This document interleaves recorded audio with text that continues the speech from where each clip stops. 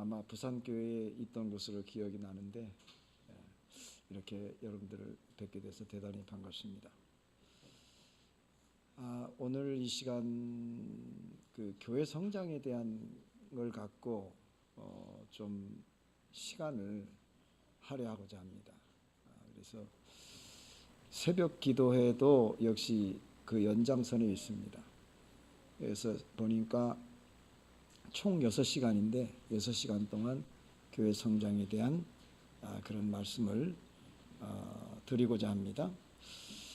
자, 그러면 먼저 성경을 보겠습니다. 사도행전 28장을 보겠습니다. 사도행전 28장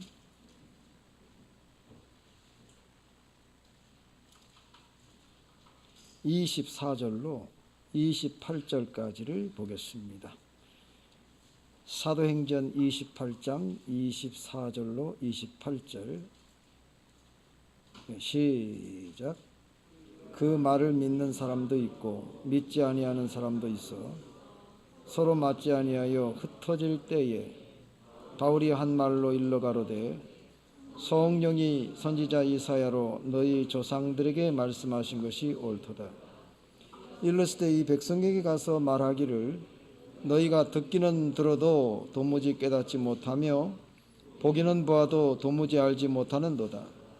이 백성들의 마음이 완악하여져서 그 귀로는 둔하게 듣고 그 눈을 감았으니 이는 눈으로 보고 귀로 듣고 마음으로 깨달아 돌아와 나의 고침을 받을까 함이라 하였으니 그런즉 하나님의 이 구원을 이방인에게로 보내신 줄 알라. 저희는 또한 들으리라 하더라. 자, 이렇게 해서 사도행전이 이제 막을 내립니다. 제가 보니까 모든 성경은 다 예언의 말씀이죠. 그리고 미래 되어질 일에 대한 예언인데 아주 직접적으로 그 성경의 말미에서 또 다른 그 시대, 또 다른 이후의 것을 예언하는 그런 성격은 사도행전밖에 없어요. 또 하나, 만약에 사도행전이 다른 성경과 똑같이 그 성경 끝으로 끝나버린다면 어떠한 결과를 가져올까? 아마 사도행전은 사도행전으로 끝나야 할 그런 성격으로 이해되기가 쉬울 것입니다. 그런데 여기 있는 말씀을 보니까 미래의 예언적인 성격을 갖고 있음을 우리가 알 수가 있습니다. 그래서 오늘 이 시간에는 먼저 이 말씀을 조금 드리고 그러한 연장선에서 우리가 교회 성장에 대한 그런 말씀을 좀 생각해 보면 어떻겠나 그렇게 생각을 합니다. 먼저 이 사도행전의 시작점은 물론 뭐 사도행전 그 1장에서 예수님께서 예언하신 성령을 받을 것이고 그 성령이 너에게 임하시면 권능을 받고 예루살렘, 유대, 사마리아 땅끝까지 이르러 내 증인이 되리라 이렇게 말씀하셨고 성령이 내린 것이 사도행전의 시작이죠.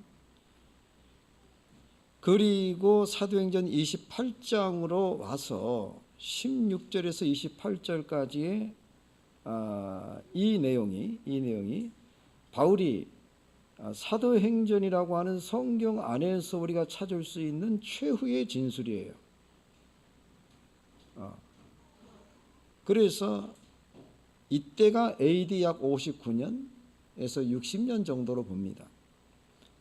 이때 그 유태인들을 향해서 마지막 복음을 전하는 그런 내용이 나오는데 바로 이 점이 하나의 미래의 일을 예언하는 그 예언의 시작점이다 이렇게 보는 거죠.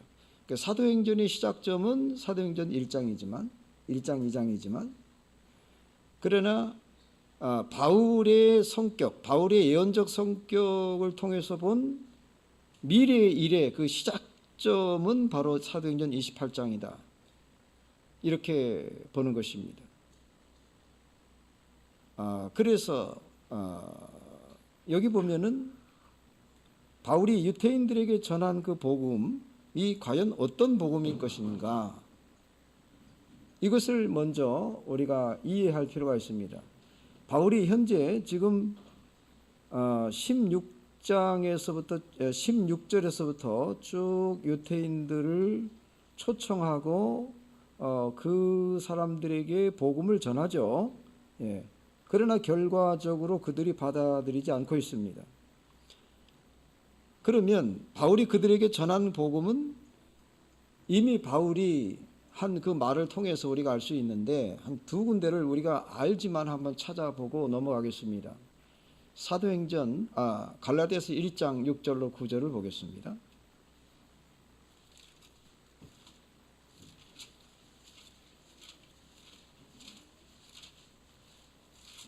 갈라디아서 1장 6절로 9절.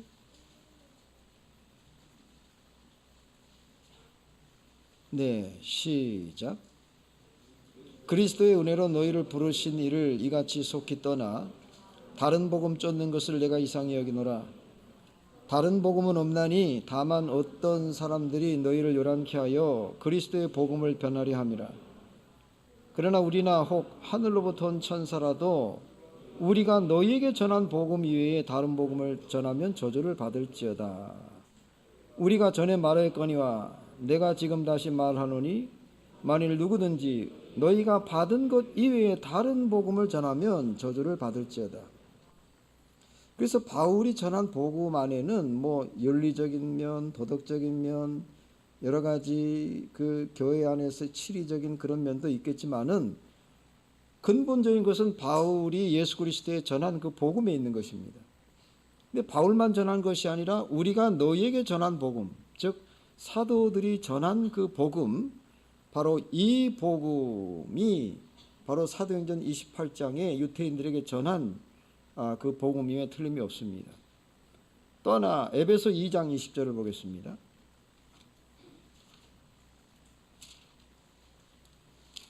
에베소서 2장 20절 보겠습니다. 시작. 너희는 사도들과 선지자들의 터 위에 세우심을 입은 자라. 그리스도 예수께서 친히 모퉁이 돌이 되셨느니라. 예. 자, 사도들과 선지자들의 터. 자, 이렇게 바울은 핵심적인 이런 그 복음을 갖고 지금 그 바라보고 있는 것입니다. 28장에서 미래에 어떻게 되어질 것인가에 대한 예언을 얘기하고 있는 것이죠. 그래서 하나님의 복음이라 그렇게 얘기했습니다. 이 하나님의 이 구원을, 그런즉 하나님의 이 구원을 이방인에게 보내신 줄 알라. 저희는 또한 들으리라 그랬습니다. 분명히 복음에 대한 그 핵심을 얘기하고 있다 하는 것이죠. 자, 이렇게 바라본 이 바라봄의 그 원리를 조금 어려운 말씀으로 드린다면 선지자적 투시법이라 이렇게 얘기를 하는데, 이 말은 선지자, 그러니까 어떤 선지자의 눈을 통해서 본 먼 미래에 나타날 일을 미리 바라봤다는 것입니다. 예. 그러면 28장에서 예언한 들으리라 라고 하는 이 예언은 도대체 그 첫 번째 봉우리가 어느 봉우리를 바라보고 있다는 것입니까? 예, 사도행전 28장 30절 31절 보겠습니다. 사도행전 28장 30절 31절 시작. 바울이 온 이태를 자기 셋집에 유하며 자기에게 오는 모든 사람을 다 영접하고 담대히 하나님 나라를 전파하며 예수 그리스도께 관한 것을 가르치되 금하는 사람이 없었더라. 자, 지금 그 29절까지로 마치고요. 곧바로 바울이 2년 동안 가택연금을 당합니다. 그래서 이제 그 가택연금을 당한 이 상태에서도 그들에게 오는 사람들을 영접하고 복음을 전했습니다. 자, 그 다음에 봉우리가 이제 마지막 그 사도들의 죽음, AD 100년 바울의 순교와 사도들의 죽음의 그 봉우리를 맞출 수가 있겠습니다. 그리고 나서 이제 상당히 복음이 큰 위기를 맞이했고, 이 복음이 다시는 바울이 그들에게 전한 이 복음이 다시 나타나지 않는다는 것입니다. 중요한 것은 여기 있습니다. 제가 여러분들에게 말씀드리고 싶은 것은 이 말씀은 반드시 예언적 성격이 있다는 것입니다.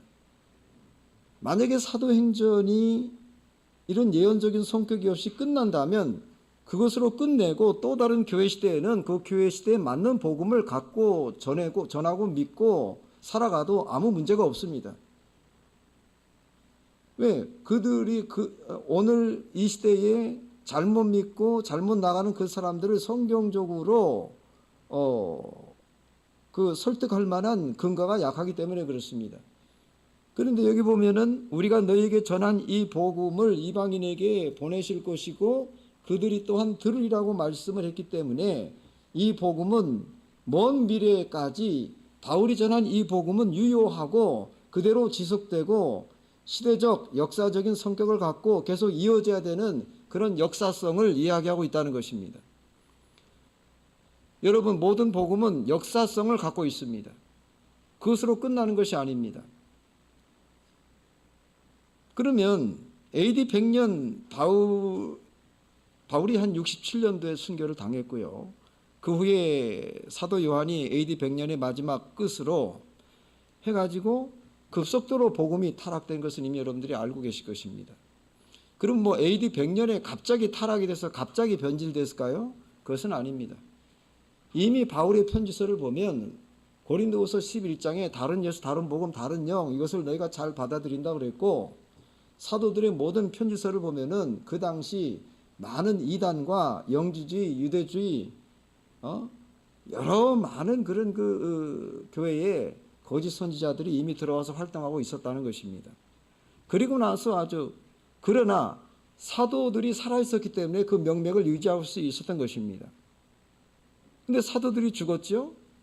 죽고 나서 급속도로 마귀가 활동을 해서 이 마귀의 활동을 금지할 법이 없게 되는 것입니다. 왜냐하면 예수님 시대에 예수님께서 귀신 들린 아주 악한 그 귀신을 쫓아냈는데 그 귀신이 예수님께 하는 말이 우리를 무저갱에 들어가게 하지 말아달라 그랬습니다.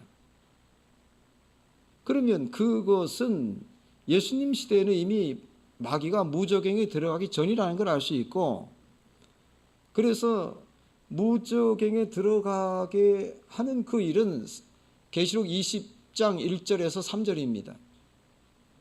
오늘 이 계시록 시대에 살고 있는 1917년 참예수 교회가 등장하고 세례를 받고 거룩한 옷을 입은 하나님의 성도들이 거듭난 바로 즉 그들이 모여서 이룬 그 교회가 시작됐을 때 바로 천년 왕국이 시작이 되는 것이고, 그 시대를 기점으로 해갖고 바로 마귀가 무저갱에 갇혀서 1000년 동안 1000년 동안 다시 나오지 못하고 활동하지 못하겠다는 것이죠. 그러므로 적어도 오늘 말세 우리 참예수교회의 진리는 결코 변질될 수 없습니다. 변질은 마귀가 시키는 건데 그 마귀는 무저갱에 들어가 있기 때문에 다시는 우리 참예수교회의 이 진리가 변질될 위험은 없습니다. 물론 부분적으로야 가능하겠지만은 근본이 없어진다든지 변질되지는 않습니다. 자, 그러면 다시 조금 말씀을 좀 돌아와 갖고, 그러면 이렇게 그 급속도로 이제 복음의 진리가 타락돼서 다시는 이 바울이 전한 그 복음이 나타나지 않았습니다. 그리고 이제 소위 말해서 속사도 시대가 이미 시작이 됐고, AD 100년 이후로 그 다음에 교부 시대, 중세 시대, 그리고 종교 개혁 시대를 거쳐갖고 1917년까지 오게 되는 것입니다. 바로 이 시기까지는 진리가 변질되고 부패되는 그런 시기인데, 말씀드렸듯이 이미 마귀가 무저갱에 들어가기 이전이기 때문에 아주 마귀가 자유롭게 활동했고, 그래서 진리를 변개했다 이렇게 보는 것이죠. 그래서 우리 참예수교회가 1917년도에 세워졌는데, 이 세워지게 된 이 사실은 그냥 우연이 아니라 사도행전의 이 예언이 바로 우리 참예수교회를 통해서 역사적 정통성을 잇게 되는 것이라는 것입니다. 그래서 이 예언이 오늘 참예수교회를 통해서 이루어지게 되는 것입니다. 그러면 그것을 어떻게 증명할까요? 증명할 수 있는 방법은 대단히 많습니다.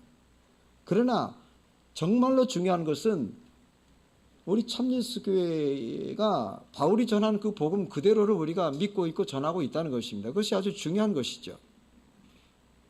그래서 바울은 가는 곳마다 예수의 이름으로 세례를 바치고 그 다음에 성령을 바치고 그랬습니다. 이게 핵심이죠. 세례와 성령. 그 외에 안식일에 기도처가 있는가요? 기도할 곳을 찾았고요. 기타 이런 그 내용들은 바울이 전한 복음의 핵심인 거거든요. 그래서 오늘 우리 참예수교회는 바로 이런 어떤 연장선에 있다고 하는 것입니다. 그래서 사도행전의 시작은 그러므로 그 사도행전 2장에서 볼 수 있겠고, 그 다음에 사도행전의 그 성경적 종결은 28장이죠. 28장. 그 다음에 사도행전의 실질적인 종결은 AD 100년입니다. AD 100년. 그 다음에 사도행전이 다시 복원된 것은 계시록 7장, 계시록 6장, 그 다음에 계시록 20장. 이건 사실은 같은 얘기를 하는 거거든요. 7장, 6장, 그리고 계시록 20장은 동일한 시점을 얘기하는 것입니다. 그리고 주님 재림 전까지 이 사도행전이 완성되는 것입니다. 시작, 종결, 실질적 종결, 그리고 사도행전의 복원, 사도행전의 완성. 사도행전의 완성은 언제 되는 걸까요, 그러면? 그렇습니다. 주님이 재림하실 때 성령 행전, 성령이 하시고자 하는 복음의 모든 사역이 종결되는 것은 예수님의 재림인 것입니다. 그때에 온전히 구원받은 14만 4천이 정결한 처녀로 신랑을 맞이할 그 어린 양과 같은 그 보배로운 그런 신랑을 향해서 이 혼인잔치, 혼인을 앞두고 단장을 완전히 마친 그런 모습으로 이제 세워지게 되는 것입니다.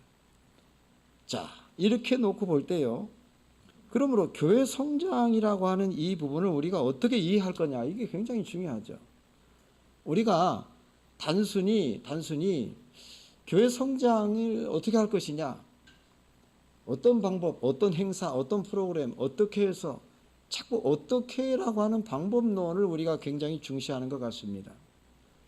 그런데 절대 이 방법론이 결국 이 근본적 성경에 이 하시고자 하는 정신, 성경의 하나님의 섭리 안에 흐르고 있는 중요한 그 원리죠, 원리. 이 원리를 뛰어넘을 수는 없는 것입니다. 결국은 하나님의 성령께서 역사하셔야 되기 때문에 우리는 이번에 이 영례를 통해서 성령께서 역사하시고자 하는 근본적 이 교회 성장의 원리가 도대체 뭔가, 이런 부분을 여러분들에게 말씀드리고자 하는 것입니다.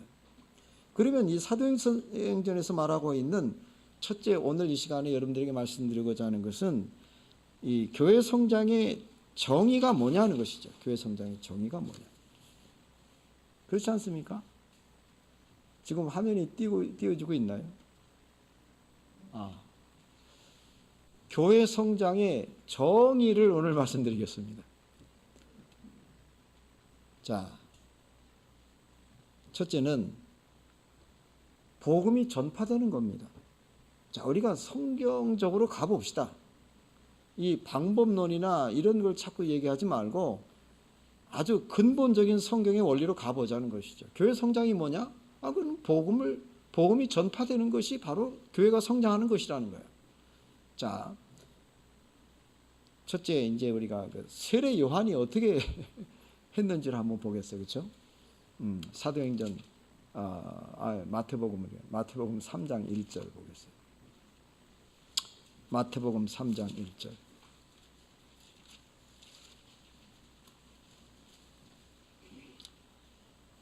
1절 2절 시작. 그때 세례 요한이 이르러 유대 광야에서 전파하여 가로되 회개하라 천국이 가까웠느니라. 전파했습니다. 그냥 전한 거예요. 전파했다. 또 예수님을 보시겠습니다. 마태복음 4장 17절 보겠습니다. 시작. 이때부터 예수께서 비로소 전파하여 가라사대 회개하라 천국이 가까웠느니라 하시더라. 그러면 사도들은 어떻게 했을까요? 사도행전 28장 31절도 우리가 이미 읽었죠. 예.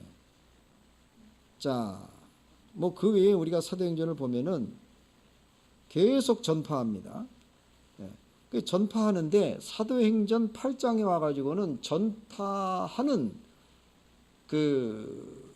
전파하는 사람이 조금 바뀝니다. 이 8장 이전까지는 사도들이 계속 전하다가 신도들은 예루살렘 교회를 통해서 이제 계속 신앙생활을 열심히 하죠. 그런데 사도행전 8장에 가서 누가 전파하느냐? 흩어진 자들이 전파하죠. 사도행전 8장 4절 보겠습니다.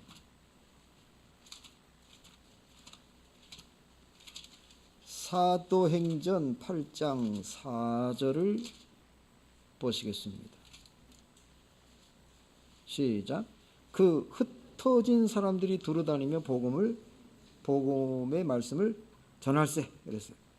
전할세. 빌립의 사마리아 성에 내려가 그리스도를 백성에게 전파하니 그랬습니다.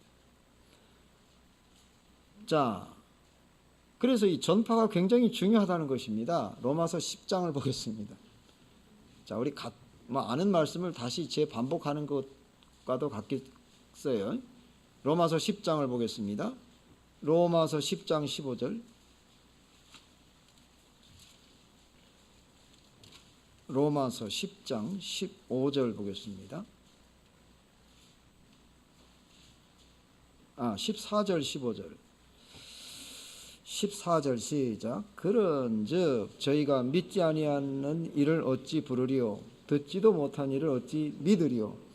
전파하는 자가 없이 어찌 들으리요? 보내심을 받지 아니하였으면 어찌 전파하리요? 기록된 바 아름답도다 좋은 소식을 전하는 자들의 발이요 함과 같으니라. 계속 전한다는 거죠. 자, 그러면 이 전파가 왜 중요할까요? 왜 중요할까요?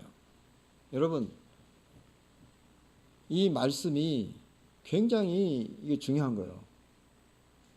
근데 말씀에는 두 가지가 있습니다. 하나는 내 안에 내재되어 있는 하나님의 말씀, 내 안에 내재되어 있는 하나님 말씀, 이걸 로고스라고 그럽니다. 그런데 아무리 내 안에 하나님 말씀이 충만하고 내재되어 있어도 이거는 내 말씀이지 이거는 아무 능력이 없어요. 가령 예를 들어서 마귀가 역사한단 말입니다. 그런데 내 안에 하나님 말씀이 들어있고 믿음도 있습니다. 그럼 어떻게 마귀를 쫓아낼까요? 이 말씀이 나타나야 됩니다. 내 밖으로 입을 통해서 전파돼야 됩니다. 그래야 마귀가 듣고 나간다는 것입니다. 아무리 믿음을 갖고 해도 얘기를 하지 않으면 마귀가 안 나가는 것입니다. 예수님도 그랬잖아요. 네 소원대로 되리라. 사탄아 물러가라. 그래 물러간 거지. 예수님이 아무 말씀도 하지 않으시고 그냥 믿음만 갖고 있으면 사탄이 나가겠어요? 마찬가지입니다. 우리 안에 내재되어 있는 이 근본 이 하나님 말씀을 내 입을 통해서 나타내야 됩니다. 이것이 레마입니다.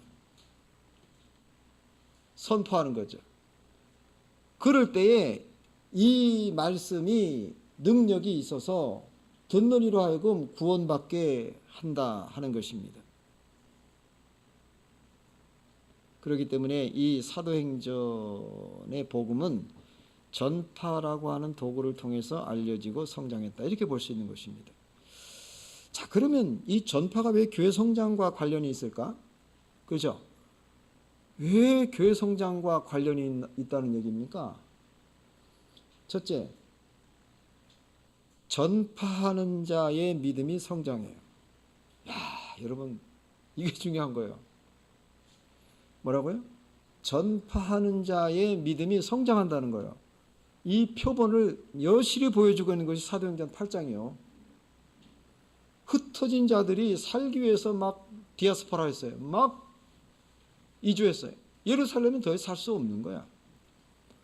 그런데 가다 보니까 가면서 복음을 전파했어요.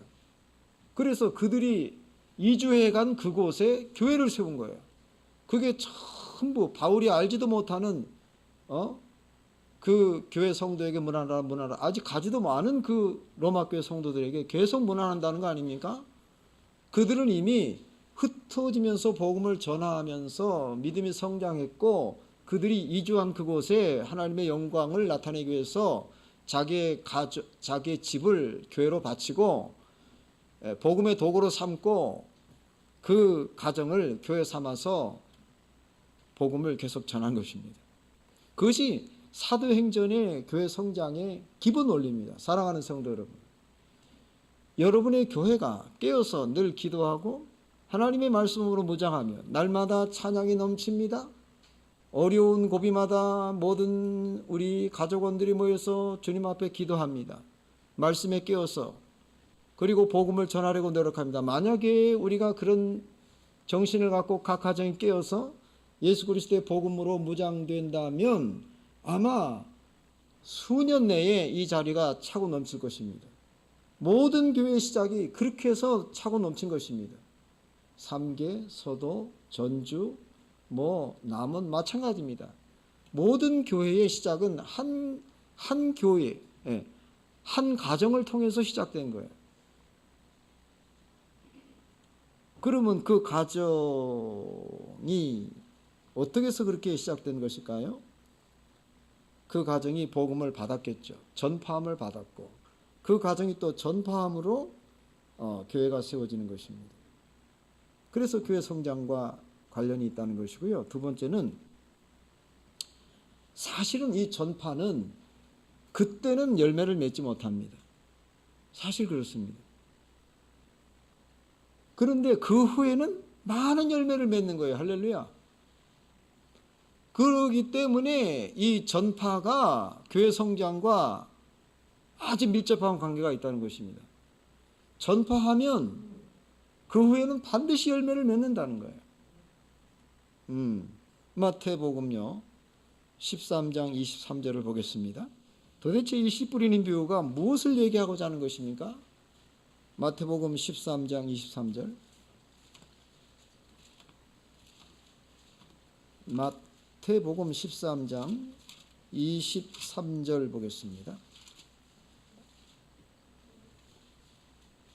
시작. 좋은 땅에 뿌려졌다는 것은 말씀을 듣고 깨닫는 자니 결실하여 혹 100배, 혹 60배, 혹 30배가 되느니라. 여러분, 예수님 말씀이 거짓말일까요? 예수님 신실하신 분입니다. 혹 100배, 60배, 30배를 맺는다는 거예요. 여러분, 저는 아무리 생각을 해도요, 농사가 100배의 결실을 맺을 수 있나요? 60배요? 30배요? 어림없습니다. 아마 대풍년이 든다 할지라도 3배는 우리가 맺을 수 있어요. 3배는. 그런데 30배, 60배, 100배를 맺는다고요? 그거는 힘들죠. 씨를 뿌렸는데 그 씨가 좋은 땅에 뿌리웠는데 말씀을 듣고 깨닫는 자니 100배, 60배, 30배요. 그러므로 이것은 일반적 농사를 얘기한 것이 아닙니다.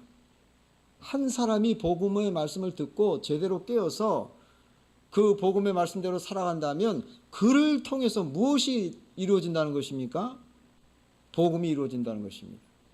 복음의 성장이 이루어지고 교회가 이루어지고, 그래서 이 땅에 하나님의 나라가 그렇게 왕성하게 퍼질 수 있다는 것입니다.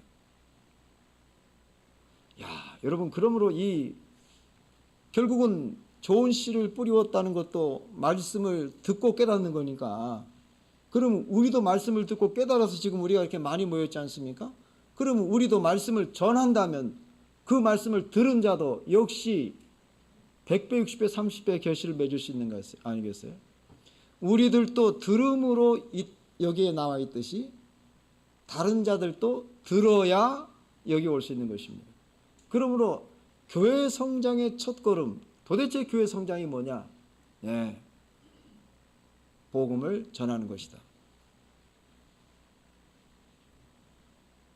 두 번째, 교회 성장은 무엇인가? 믿는 자의 수가 증가하는 것이라는 것입니다. 믿는 자의 수가 증가하는 거예요. 사도행전 2장 42절 47절에 있는 말씀을 잠깐 보시겠습니다. 사도행전 2장 47절만 보겠습니다. 우리 같이 보겠습니다. 사도행전 2장 47절. 하나님을 찬미하며 또 온 백성에게 칭송을 받으니 주께서 구원받는 사람을 날마다 더하게 하시니라. 누가 구원받는 사람을 날마다 플러스해 줍니까? 우리 주님이 어떻게 했을 때 이렇게 된다는 것입니까?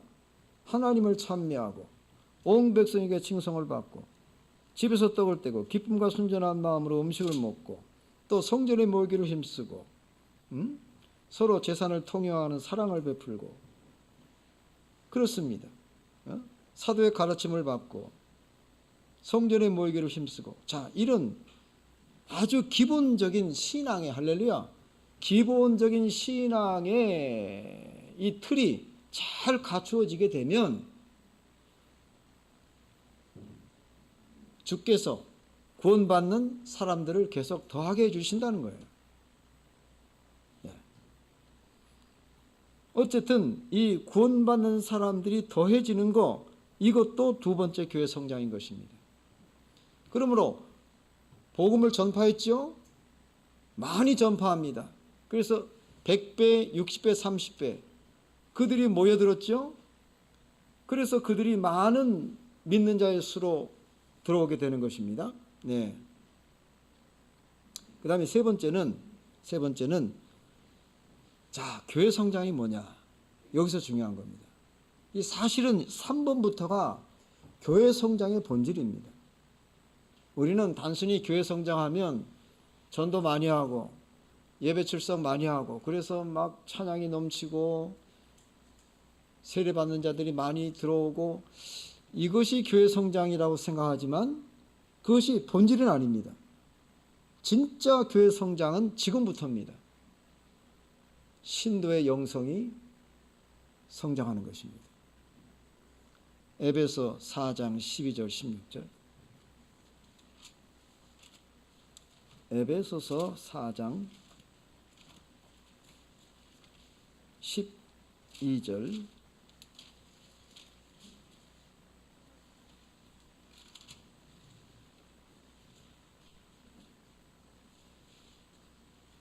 16절까지인데요.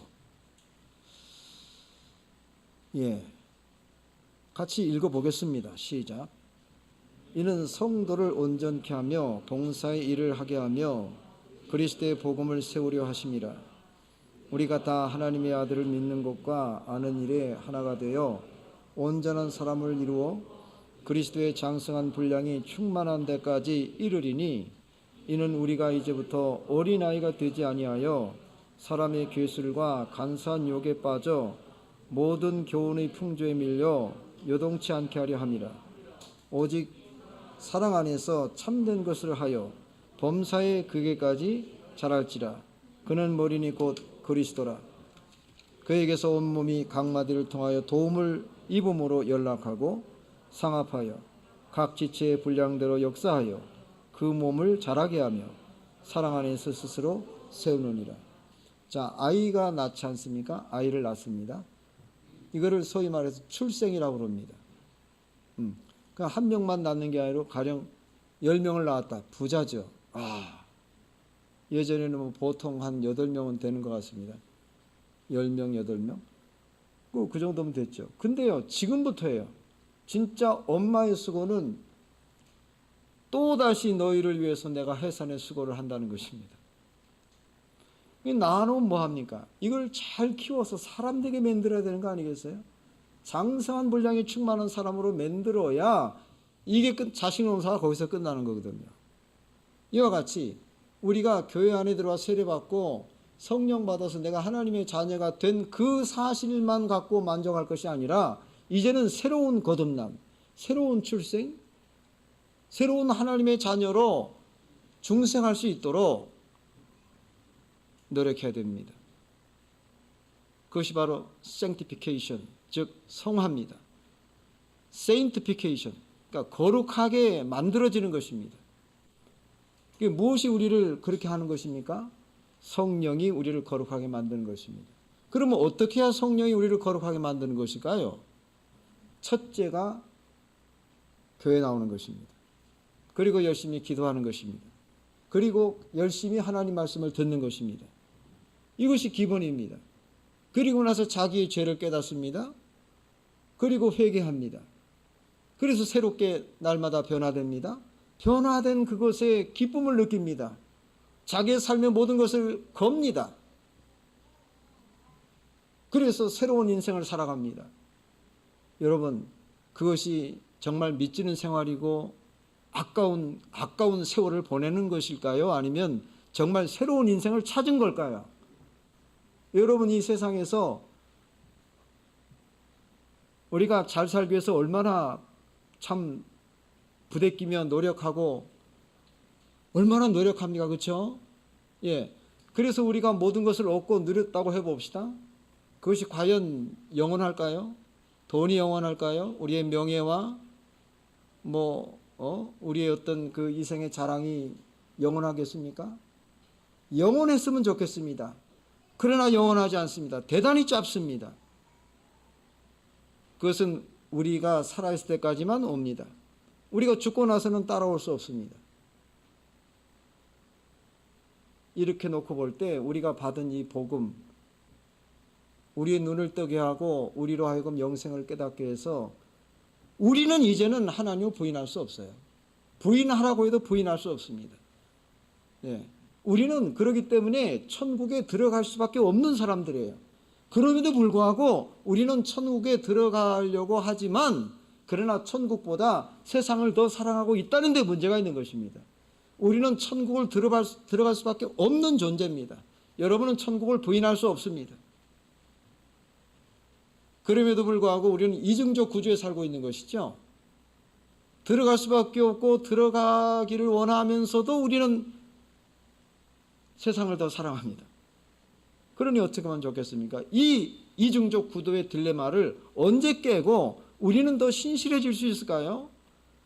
우리는 좀 더 진실한 그런 믿음으로 변화될 수 있을까요? 여러분, 이것은 우리 모두의 고민인 것입니다. 자, 이러한 근본적인 문제들이 소위 말해서 성령의 변화를 통해서 내 안에서 이루어지고 내가 개혁되고 내 삶이 개혁되고 내 가정이 변화됐을 때, 그렇죠? 거기에 정말 구원의 기쁨, 거기에 내 인생과 내 목숨과 내 시간과 내 열정과 내 물질을 걸어도 조금도 부족함이 없다고 하는 그런 자신감이 생기게 되는 것입니다. 여러분, 그것이 교회 성장인 것입니다. 그것이 신도의 영성이 성장한 것입니다. 그 첫 번째 단계가 열심히 주님 앞에 나오는 것입니다. 열심히 주님 앞에 나오시기를 바랍니다. 자, 그럼 마지막 이제 한 가지인데요. 뭐냐면은 새 예루살렘이 완성되는 것입니다. 계시록을 잠깐 보겠습니다. 자, 계시록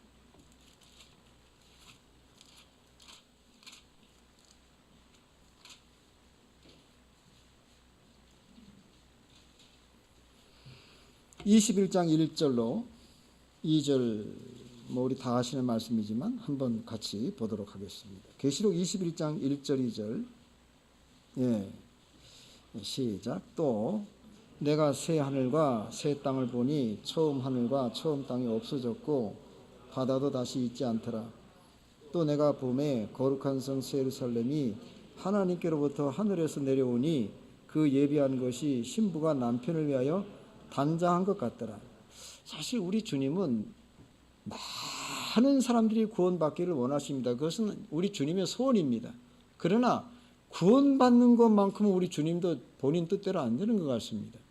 여러분, 사도행전에 처음에 3,000명이 세례를 받았지 않습니까? 그리고 이 3,000명 그들이 예루살렘에서 사도들의 가르침을 받고 떡을 떼고 이렇게 해가지고 이제 날마다 구원받는 수가 더해지는 것입니다. 그리고 복음이 이제 유태에서 사마리아로, 그리고 이제 이방 땅으로, 그래서 퍼져가지고 온 소아시아 그리고 유럽까지 전해졌는데, 사도행전 말기에 가서 과연 남은 자들이 얼마나 될까, 이 부분에 대해서는 학자들도 놀랄 정도입니다. 그러니까 이렇게 그 믿는다는 것은 대단히 어려운 일임에 틀림이 없습니다. 자, 그런데 그러면 우리 주님이 이 구속사역을 좀 실망하시고 구속사역을 좀 폐하시려고 그러는 걸까요? 그렇지 않습니다. 우리 주님은 결코 실패하지 않습니다. 우리 주님은 손해는 보시겠죠. 그러나 그 구속사역을 실패하지는 않습니다. 끝까지 우리 주님은 그것을 이루시게 되는 것입니다. 그것이 뭐냐? 바로 거룩한 성 예루살렘, 신부가 남편을 위해서 단장한 것 같은 것입니다. 사랑하는 성도 여러분, 오늘 우리 참예수교회가 전 세계 63개국에 들어갔다고 합니다. 그리고 현재 참예수교회가 정확한 숫자로 약 60에서 70만 정도라고 그럽니다. 그럼 만약에 한 100만 정도의 인구가 큰 벌판에 모여 있는데 과연 그 수를 셀 수 있을까요? 10만 정도라도 과연 셀 수가 없을 것입니다. 그런데 100만 가까운 그 많은 신도가 한 장소에 모여 있다면 우리 셀 수 없는 것입니다. 그것을 사도 요한이가 본 것입니다. 아주 큰 무리가 흰옷을 입고 큰 환란 가운데서 나온다는 것입니다. 그래서 과연 이들이 누구냐 하고 장로 물으니까 그 장로가 하는 얘기가 이 자들은 어린 양의 피에 그 옷을 씻어 희게 했다는 것입니다. 그리고 큰 환란에서 나왔다는 것입니다. 도대체 어린 양의 피가 언제 어떻게 우리의 죄를 씻는다는 것입니까? 그것은 바로 예수 그리스도의 피로 우리가 세례를 받고 죄 사함 받아서 하나님의 자녀가 되는 것입니다. 이 부분은 사도들이 아주 명확하게 규명하고 있는 것입니다. 그러므로 오늘 우리가 구원받은 성도고 오늘 우리가 최종적 말세의 이 구원의 섭리를 이루는 그 시점에 서 있는 우리 주인공들이 되는 것입니다. 여기 보면은요, 그런데 뭐 몇 명이 출석을 했고 몇 명이 전도를 했고 어느 교회가 더 수가 많으냐, 그 문제를 여기서 다루지 않습니다. 21장은 최종적 본질로 돌아갑니다. 그 구원받은 성도의 상태가 어떤 상태냐는 것입니다. 이 계시록은 미래에 있을 천국을 얘기한 것이 아닙니다. 왜냐하면 계시록 마지막 장 마지막 절에 보면은 아멘 주 예수여 어서 오십시오. 그리고 끝나는 거거든요. 그건 아직 재림은 이루어지지 않는 것입니다. 그러므로 재림 전 이 땅에 세워진 교회의 완전한 그 모습을 이야기하고 있는 것이기 때문에 오늘 우리는 이 완전한 모습 속에서 교회의 성장의 모습을 찾아가야 되는 것이죠. 그래서 교회 성장은 최종적으로 우리 주님을 맞이하는 그런 신부로서 우리 성도들이 온전한 믿음과 신앙을 이루어야 된다. 거룩하고 순결하고 죄 없고 완전히 세상과 이제 이 세상의 연줄을 끊고 그리고 정말 그리스도 안에서 말씀에 깨어서 주님의 뜻을 온전히 행하는 이런 삶으로 살아가는 것이다. 그것이 최후의 새 예루살렘의 모습인 것입니다. 이것이 교회 성장의 최종의 모습이죠. 오늘 여기까지 하겠습니다. 잠깐 묵도하겠습니다. 할렐루야. 아멘.